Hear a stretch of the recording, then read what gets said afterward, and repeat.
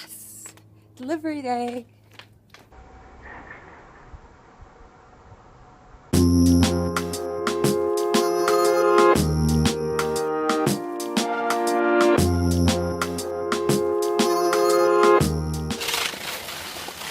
It's buckwheat!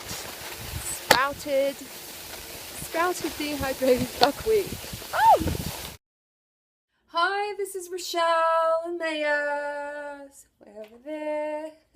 The secret ingredient, as I disclosed on a snowy peak somewhere, is buckwheat. Where do I begin with this stuff? Amazing in chocolate. It tastes like chocolate crackle, but way more properties.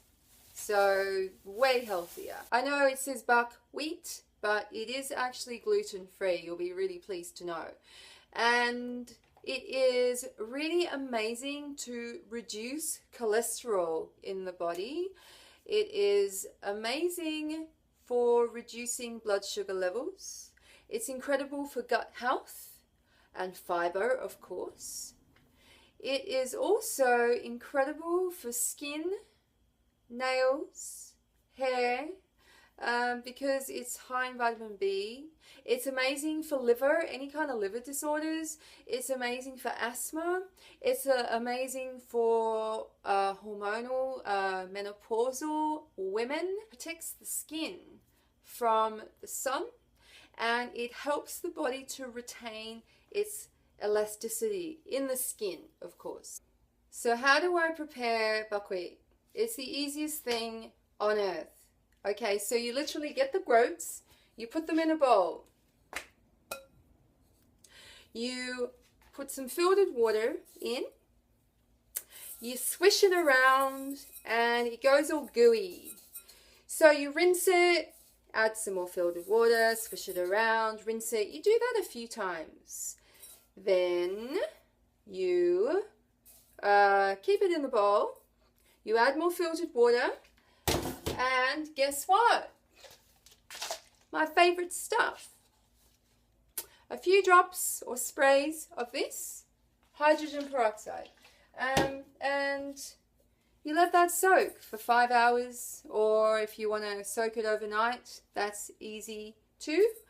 And whenever you get around to it, then sometime after 5 hours, rinse it and stick it back in the bowl. I don't use a lot of things. Like I tend to just use one bowl. I wash it once. It's easy. I like things to be easy. So then I will put it back in here. It will be all puffed up, right? I kind of push the groats up the side and make sure that this isn't too thick at the bottom, so that the air gets through it and it reduces risk of bacteria, really, forming in there. Did I mention that when I soak it one more time, I still add a spray of hydrogen peroxide and then I rinse it, so that it's just good to have a little bit of hydrogen peroxide in the sprouts, especially if you're in a damp environment. It's not essential, but it's just a cleaner sprout.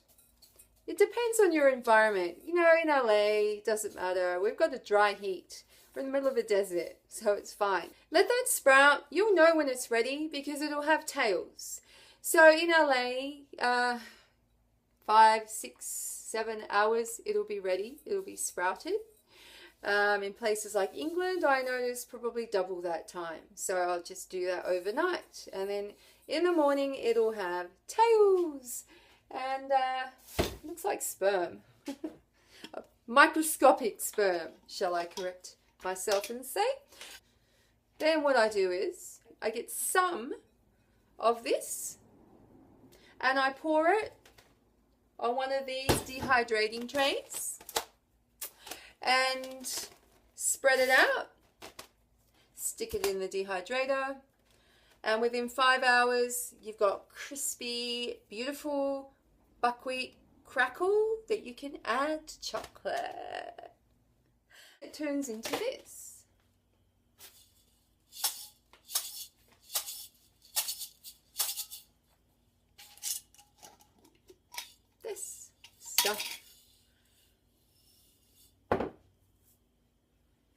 I don't know if you can see.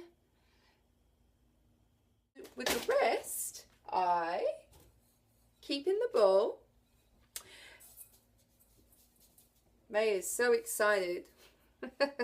I add tahini, sweetener of choice, some camu berry, maca, reishi, crystal manna, suma, sometimes all of those, and sometimes a few of them. And then I mix it all together and it's like this paste. And you can then, you don't squish it so that the groats are flat, but you just kind of mix it all nicely. So anyway, and then you flatten it onto one of these. You flatten it out, and if you want like buckwheat bark chunks, you can just kind of let that dehydrate and at some point flip it over and do the other side. I don't know, it depends on what you're wanting, but if you want it really crispy, I would say 6 hours each side. With dehydrating, anything over 24 hours doesn't usually taste that good anymore. So I try to stick with under 24 hours. Most things don't need more than 12 hours. Or if I don't want it flat and I want it more like a crumble, after about 5 hours, I'll just get my fingers and I'll just kind of massage it and air it. It'll air and go crumbly. And then I'll continue to dehydrate that. And then you've got beautiful, beautiful buckwheat crackle. That's, you can literally just put that crackle in a bowl and add some hemp milk and just eat it like a cereal. Or I sometimes also love to make an acai bowl, and then I'll just add that on top as well. When I make an acai bowl, I get shelled hemp seeds. In England you can get the hemp seeds with the shell. They're illegal in America, but in England you can have them. If you're going to use those, you're going to have to strain the milk.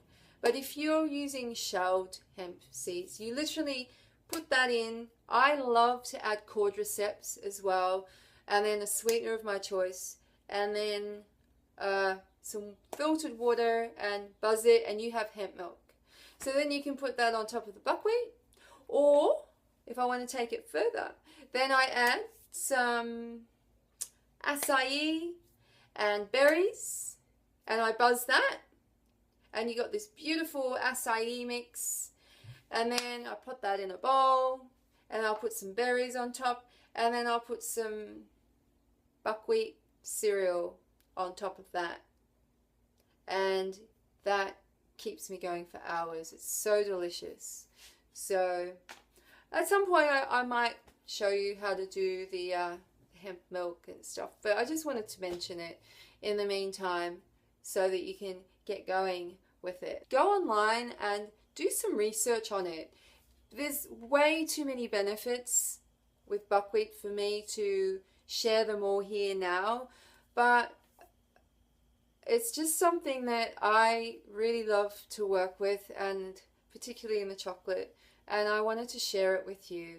I'm going to make the buckwheat chocolate available for the next month. Now that you know what the secret ingredient is, I'm going to keep that available for the next month. So you can just go to the Lover shop, and where the big question mark is, that's where you go. That's the buckwheat for this month. So I hope that's been of help. I hope you enjoy exploring buckwheat, and I hope you enjoy the Lover Raw Chocolate Buckwheat Crackle. Happy Easter! Bye.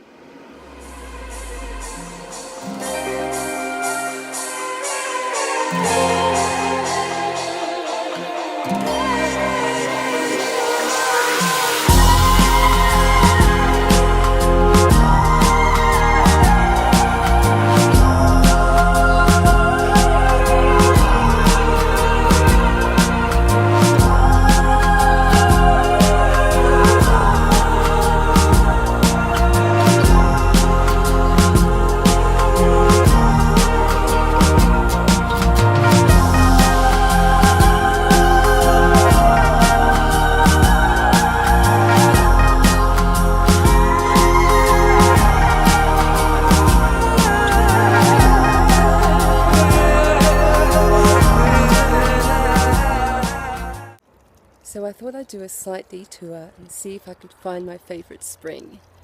And sure enough, it's here, right here behind me. It's, yeah, I'm so happy that I found it. This water is absolutely amazing from this spring.